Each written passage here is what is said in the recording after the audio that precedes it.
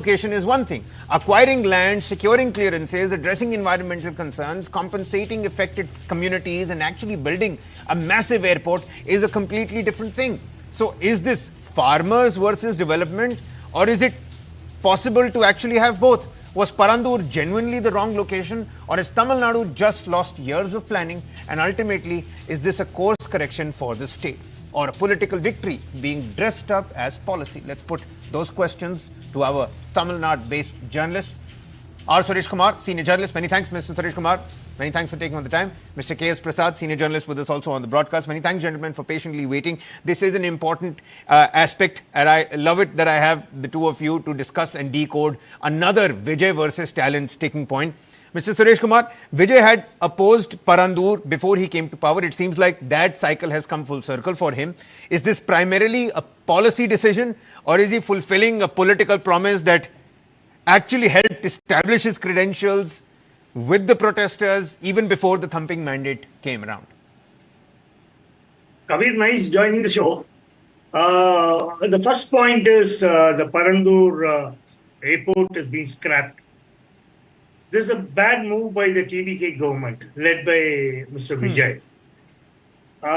Because there are a lot of things in that. He talks about farmers' interests. That is okay. That is needed. They are the backbone for our country. Yeah. But you should see the farmers' distress in Delta area where there is no water. Mr. Vijay said all the loans of the farmers will be waived. Then they put on a slab for the farmers, and everywhere across Tamil Nadu there is protest, not only in Delta. So that is one point. Okay. Mr. M.K. Stalin had said we are going back several years because of the project being scrapped. See, there are a lot of water bodies, farmlands, and the DMK government had taken everything into consideration and put on this project. This project being scrapped is nothing but political. I would like to put some points which is on record. Okay. There is nothing without record. I don't speak. The DMK government explored every possible option to identify a 500 plus acre parcel of land around Chennai with the least impact on villages, water bodies, agriculture, and existing air traffic. Parandur was ultimately chosen because after years of technical evaluation, it offered the least overall impact while meeting Chennai's long-term aviation requirements. Okay. This was carried on by officers in Tamil Nadu, IAS officers, who went across the breadth of the place and they choose. It was not any political. They identified a lot of places, and Parandur was the best. And who would dare go against M.K. Stalin when he was in power, sir? Who would dare do that? You had YouTubers who were picked up. If somebody made a comment against M.K. Stalin, they were picked up. Who would dare say anything against Stalin? Why did the civil aviation minister give an okay in 2025? Okay. Yeah, fair enough. Fair point. Credible point. No, 1 second. That is led by Modi ji government. That is not Stalin's government. Okay. Then how did they give okay?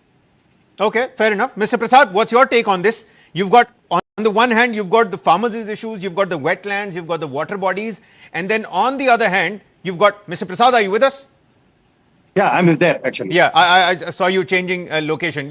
You can comfortably get seated in the meantime. I'm comfortable actually. Yeah. So what's your, on the one hand, you've got the farmers' issues, on the other hand, you've got Chennai's growth. And you know, what Mr. Suresh Kumar here is saying that, you know, this is basically a political decision that's dressed up as a policy move in the garb of saving the farmers and their, of course, agricultural land, undoing years of good work. No, it is not the question of that saying. Good evening to panelists and good evening to you, sir, and good evening to the viewers.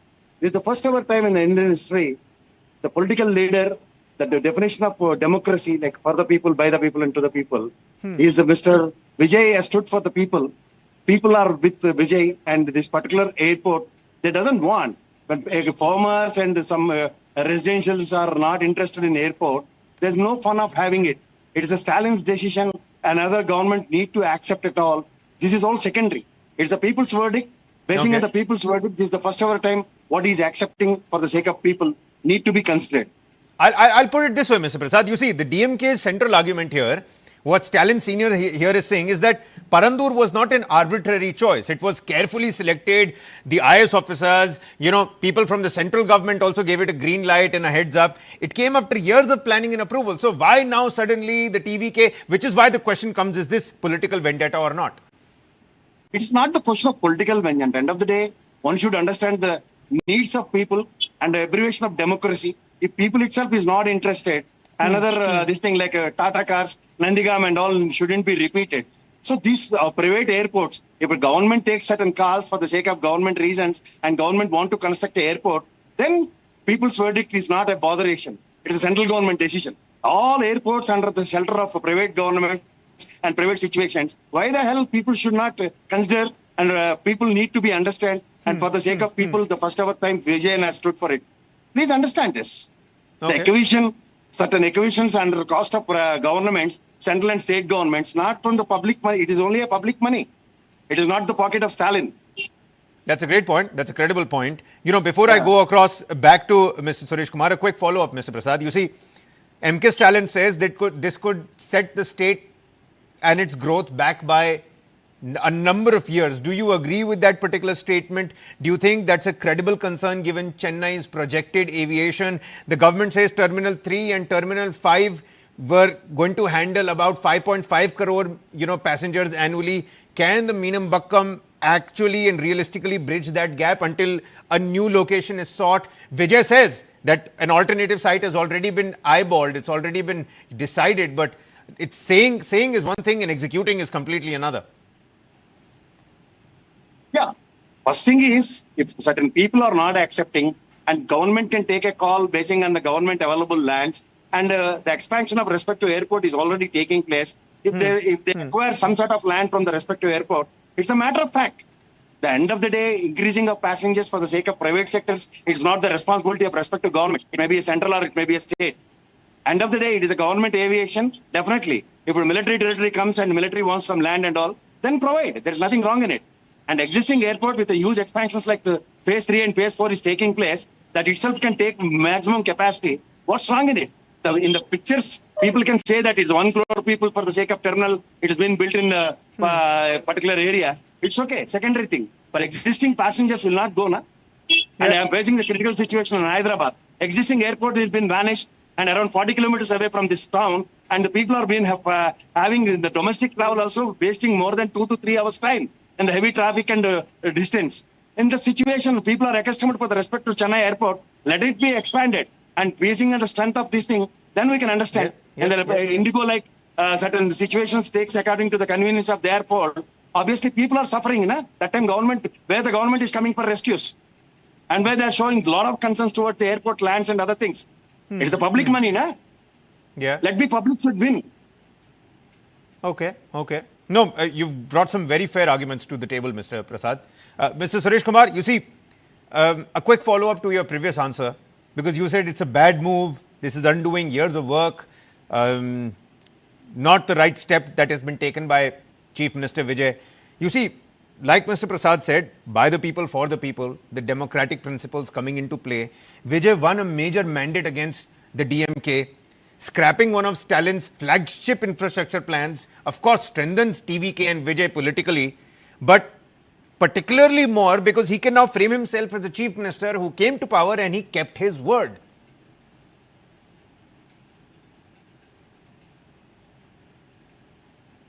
Mr. Suresh Kumar. Yeah. Mr. Joseph Vijay should have announced in the assembly the new place where the airport is coming. Then he should have scrapped. It's not easy now getting about more than 5,000 plus acres for the second airport, Greenfield Airport. It will take a lot of years, many years. Wherever you go, you will have the farmers' problem. You will have water bodies. You will have problems. Mr. T.R.B. Raja, former industries minister, has said the entire industrial corridor from Punamalai to Kanjipuram, this is very notable, which accounts for nearly 41% of India's electronic exports. Yeah.